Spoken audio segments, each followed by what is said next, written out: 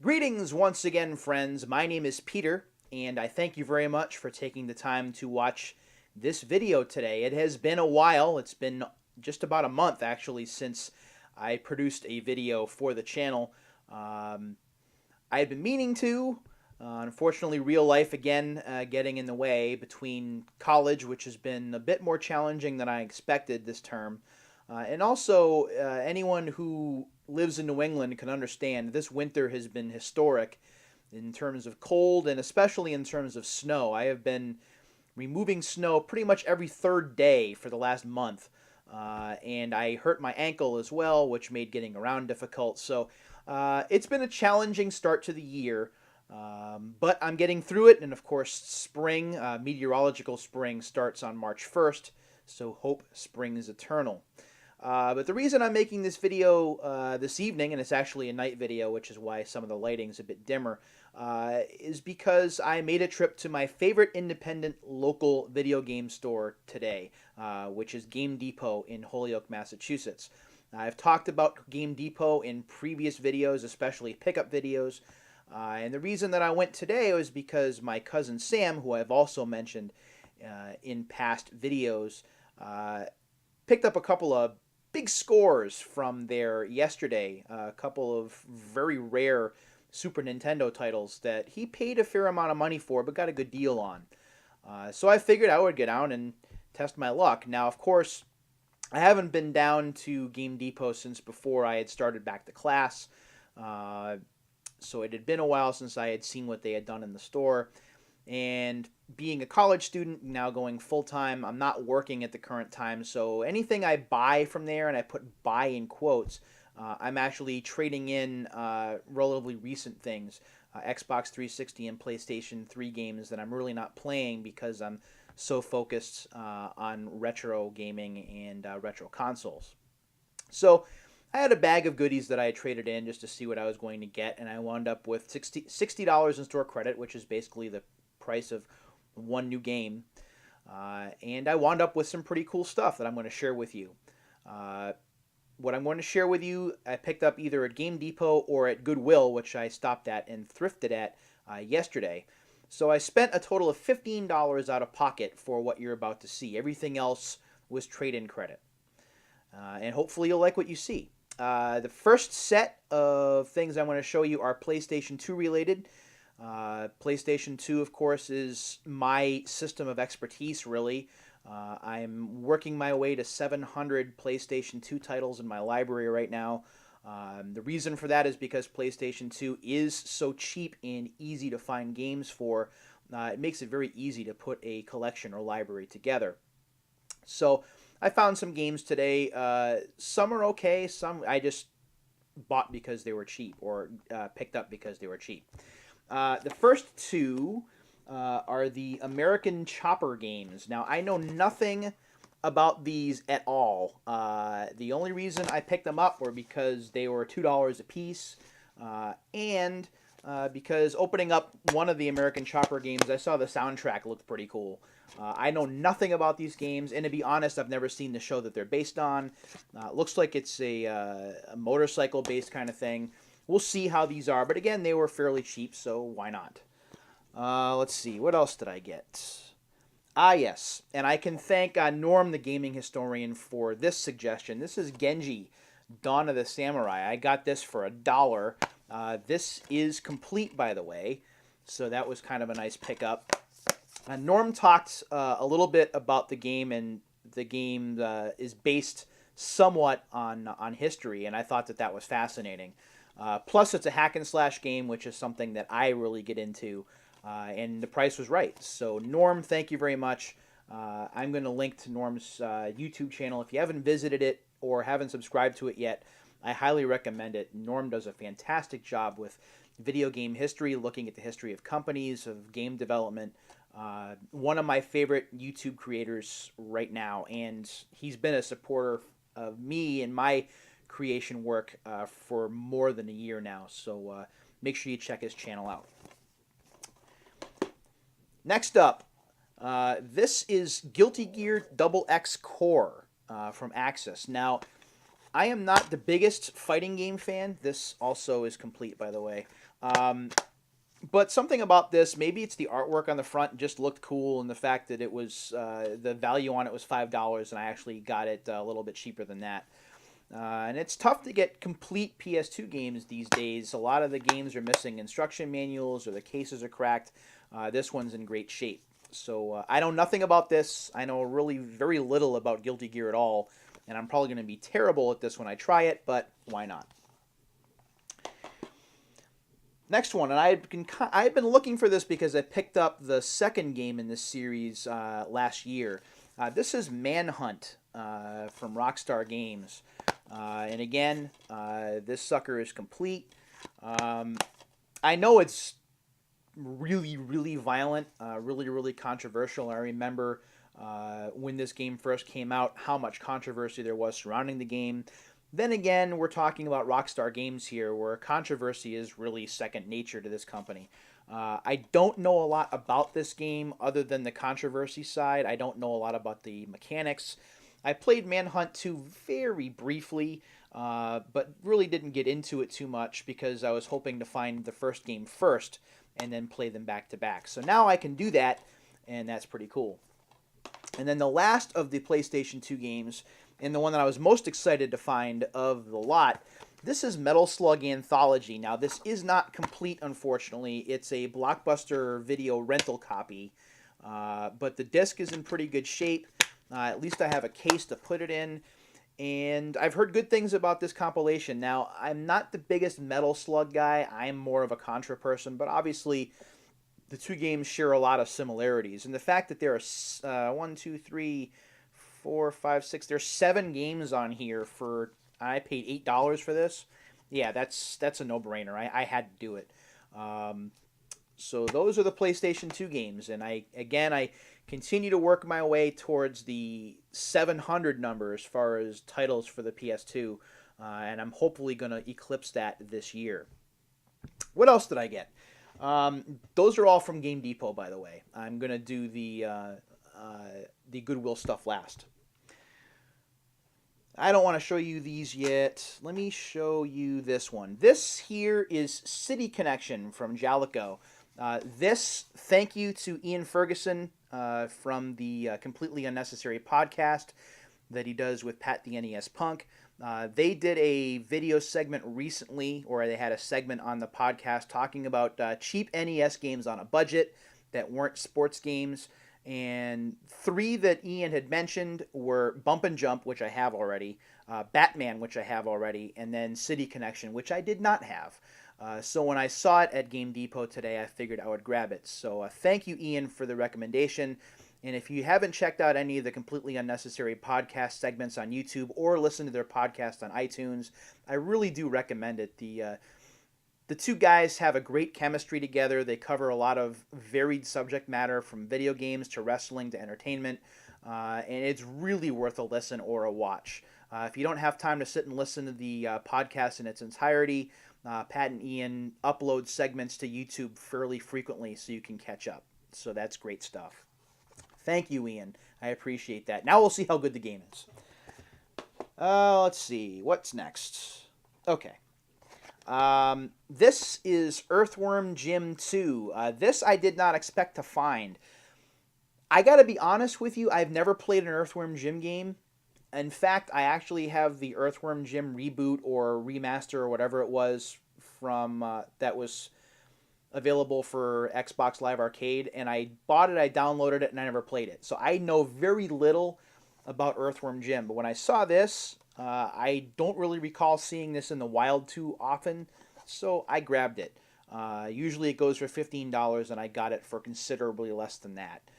Again, the guys at Game Depot really, really take care of me because I do so much business with them, and that certainly means a lot to me, the starving college students. So that's really, really, really cool. Oh yeah. I'm going to show you this one too because I want to save the big one for last. This here is Parasite Eve 2. This is a complete copy, which I did not expect. Often you see the case is damaged or you see that the instruction manual is missing. The instruction manual is here. Both discs are in good shape, and the case is almost immaculate. I need to get the original Parasite Eve. I don't have it on disc. I have the digital version on my PlayStation 3, but I'd like to get the disc version just to kind of complete the series.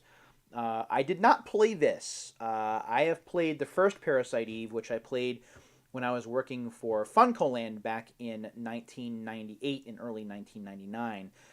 So I have a little bit to learn about this. I'm thinking that I'm going to go and play the original on PSN first, or at least to get familiar with the series again before I give this a shot. And I certainly have a huge backlog of PlayStation games to catch up on, including a lot of the ones that I showed in my last pickup video for Christmas. Okay, so the last game that I got from Game Depot, and I had no idea that this game had a lot of value to it. This here is Mario Party 2, and I saw on price charting that the game goes loose for about $41.50, and I can tell you without giving too much away that I got about a 30% discount on this being loose. So that's really cool of them to do. I had no idea. My history with Mario Party, again, harkening back to FuncoLand, we played a little bit at the store, and I remember some of the controversy with controllers allegedly getting broken and people getting blisters on their hands from rotating the control stick too hard. But I've always liked the Mario Party games. Perhaps it's because Hudson Soft and Nintendo was a great matchup, I thought. The computer cheats. I know this. I know the computer cheats so badly. And I know I'm going to get mad when I play this on my own. I am not going to record it because I don't like getting myself on camera throwing out a bunch of swear words. But it's really cool to have this in my library, and I'm looking forward to playing this, hopefully, over my spring break in March. That's when I'm hoping to really sink some time into this. I might get some time over the weekend, but we're expecting more snow, so what are you going to do? So that's what I got from Home Depot. Again, for all of that, after my trades, I paid $10. So that gives you an idea of how much they really took care of me down there and how much I really appreciate having a local store that I can go into that I have a good relationship with the employees at and who really take good care of their customers. Sam will tell you the same thing, and anyone who's in the greater Springfield area should check it out. Even if you're here for PAX East in a couple of weeks, provided you can get through all the snow and you decide to take a trip out this way, definitely look them up and tell them I sent you. See whether that helps you when you find anything at the store. So that's what I grabbed from Home Depot. Now, when I went thrifting at Goodwill, which was yesterday, the 19th, I picked up, let me reach behind me. I picked up 4 things from there yesterday, and this cost me a total of $5.